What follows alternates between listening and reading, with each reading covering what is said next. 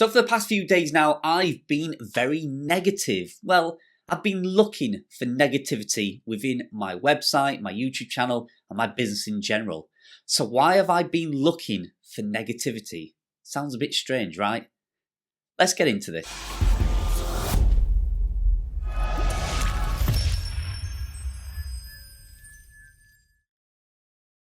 Hi and welcome back to the channel again. I know this is a bit of an unusual video for me, but I'm going to tell you why I've spent the last few days looking for everything negative within my business. So let me break down what I mean by negativity. So that can be negative feedback, it could be negative comments, it could be poor click-through rate on my articles, unopened emails, feedback in general from Facebook, from my Discord group, anything that somebody's had to say that instantly triggers a reaction from me. Now, like I say, it is not just a comment or a nasty email. It can be negative things that's happening within your website. So maybe your traffic is going down. That's negative.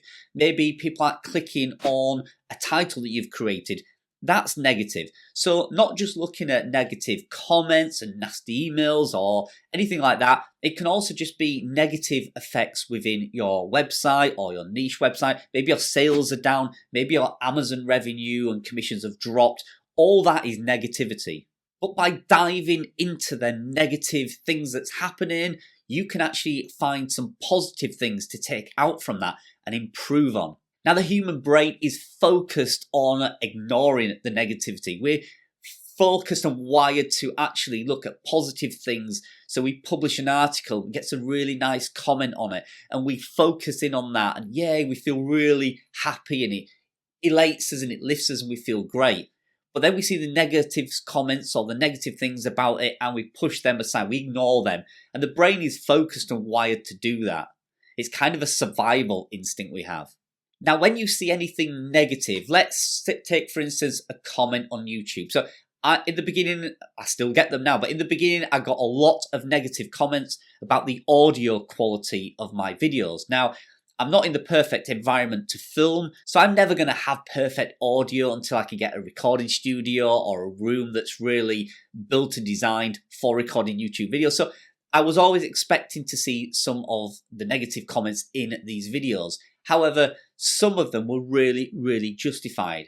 When I look back on some of the videos, how terrible the audio was horrendous, and certainly even in the environment I am now could have been improved. But I chose for months and months and months to ignore those comments. Now you'll know when you have spotted negativity because it triggers 3 reactions in the human body. And the first reaction you'll get is one that's called a truth trigger. Now, a truth trigger is something that you will spot in some feedback, and it'll be related to the truth, whether something is right or wrong. So somebody may say, Carl, your videos are not about making money online. And your instant reaction are, yes, they are. It's about making money from online businesses, YouTube, websites. It is about making money online. So instantly I'm fighting there because that truth trigger has kicked in and I'm reacting to the fact that they have got that information wrong. The second trigger that kicks in is one that's called a relationship trigger. Now, the relationship trigger is the relationship you have with that person. So let's say a comment or some feedback is from somebody you know, then that reaction instantly is escalated. So let's say your competitor has commented. So somebody's commented on your website saying this article is rubbish, and you know that's somebody in the same niche as you. That instant relationship trigger kicks in because you know that you have a personal relationship with that person. So if it's, let's say, a friend or a family member giving you some feedback, again, it's escalated because you know them, and it's hard to hear negative feedback from a loved one, right? If your wife or your husband or your partner says to you, you've done that wrong, it hurts, right? It hurts so much more than somebody in the street just going, oh, I think you've got that wrong, mate. And you just go, oh, whatever, and you brush it off. When it comes from your partner, it's a lot deeper. It hurts a lot more. And the third one is called an identity trigger. Now, an identity trigger is you. It's how you are wired and built to react to comments, feedbacks, or anything that's happening in your business life or your WordPress website or whatever that may be. It's how quickly you as a person can react to that feedback and either find the good things within it or find the positive things within that feedback, or how long it takes you to actually dwell on it until a point where eventually you do realize, okay, maybe what they said is right. Now, I know many people react differently, and a friend of mine who's a YouTuber, again, he suffers quite a lot with this. I've noticed in a few videos now, if he gets any negative comments, he kind of takes it to heart, and it takes him a long time to get over it. So his identity trigger is really long. It's a longer period than it is for me. So if somebody comments on mine, yeah, it hurts, and yeah, I want to put up that brick wall, but I can get over them relatively quicker than I think he can. So my identity trigger isn't as affected as much as his. So I'll probably hear you saying, okay, Carl, what is this all about? So how is it going to affect you and how can you use that? So what I'd like you to do is actually go into your, let's say it's a WordPress website, you've got a niche website.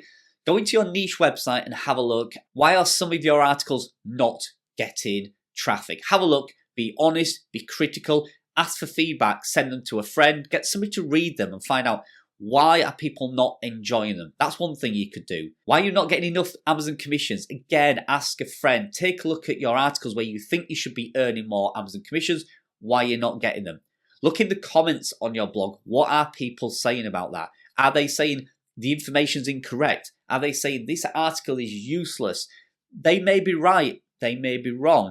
They might trigger one of those reactions from you. But they've taken the time to comment. So something must be wrong. It's very rare, unless you get the trolls, that people comment or give you feedback that doesn't have some sense of truth to it. There is usually a reason why they've done it. If they've taken the time to give you that feedback, there must be some truth in it somewhere. So take my videos, all the comments on my initial first dozen videos that said your audio and mic is terrible. They were right. 100% they was right. It was. And I chose to ignore it until, I got a better mic or can get a better location. So it's okay understanding that there is something wrong, and if you can change it, great. If you can't, then you can't. But at least you need to identify that what they're saying and that you see as negativity is not. It's positive feedback. If you've got a YouTube channel, scroll through all your comments and have a look and pick out those negative ones. Yes, you are going to have the trolls. You're going to have some in there that there's some people you just can't please. There's some people that just want to give bad news, want to give nasty comments, and obviously you do need to ignore those or just delete them. But there are often some comments that come across where straight away my trigger is reacted and I put up that brick wall. But then when I take the time to actually read it and process it, you start to look at the things and go, okay, so maybe they are right. So it's very rare that I say be negative or look for negativity. I'm probably one of the most positive and go get them kind of people you're ever going to meet. But, there are times where you do need to sit back. Okay, let's process some of this negativity that's going on and see what we can get out of that and really drive and push our business forward. So I wouldn't say spend forever doing that. You don't want to dwell in negativity forever, but it is worth taking a few hours out each month just to look at some of the things that's going on. Your traffic's gone down, your sales has gone down, your comments are bad, your emails are not getting opened, your YouTube videos are getting loads of thumbs down. Have a look at that and see if you can pick out the positive things within that negativity to grow your business. So I hope you like that, something different from me. I just wanted to share some of my business practices that I'm doing. I don't want it always to be about WordPress products and plugins and tools and all these things.